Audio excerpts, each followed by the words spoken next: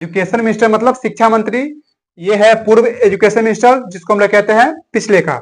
इनका नाम है धर्मेंद्र प्रधान। इनका नाम क्या है?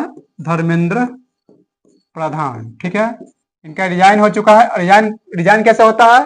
ठीक है, केंद्र में किसी भी मंत्री का इस्तीफा होता है अनुच्छेद आर्टिकल, जिसे हम लोग कहते हैं आर्टिकल 75(2) के तहत। ठीक है, ये हो गया केंद्र का हो गया। ये हम लोग के है प्रेजेंट के एजुकेशन मिनिस्टर, जिसका नाम है प्रहलाद जोशी। ठीक है, अभी जो वर्तमान में जो भी एजुकेशन मिनिस्टर अभी हम लोग का यही है। इन्हीं के हाथ में देश का पूरा एजुकेशन मिनिस्टर, अभी एजुकेशन का बागडोर अभी इन्हीं के हाथ में है। ठीक है, अब इनका बात करें तो इनका नाम है धर्मेंद्र प्रधान। हालांकि इनका हाल फिलहाल में इनका इस्तीफा हुआ है। इस्तीफा दिलवाया गया है एकदम जबरदस्ती क्यों? मतलब 2021 से लेकर के अभी तक जितने भी पेपर लीक हुए थे, इन पर इनका कुछ बयान नहीं आ रहा था। ठीक है, तो एक तरह से क्या हो गया कि देश का युवा जो होता है, वैसा युवा जिसका नाम क्या हम लोग रखेंगे? Generation Z.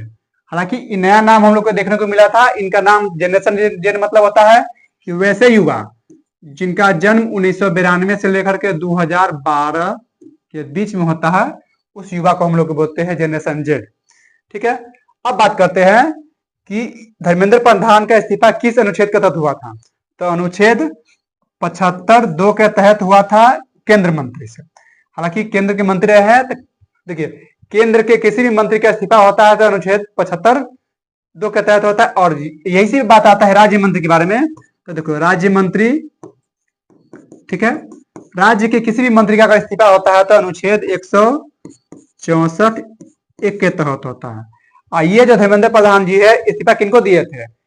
अपना इस्तीफा सौंपते हैं प्रधानमंत्री के पास, प्रधानमंत्री इस्तीफा को ट्रांसफर कर देते हैं राष्ट्रपति के पास, केंद्र के बारे में। ठीक है, अब आता है राज्य मंत्री।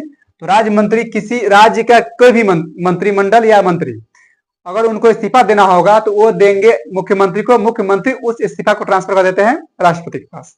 ठीक है, ये चीज समझ में आ गया होगा कि किस अनुच्छेद के तहत होता है केंद्र में और राज्य में। तो केंद्र में होता है आर्टिकल 75(2) के तहत, और राज्य में होता है आर्टिकल 164(1) के तहत।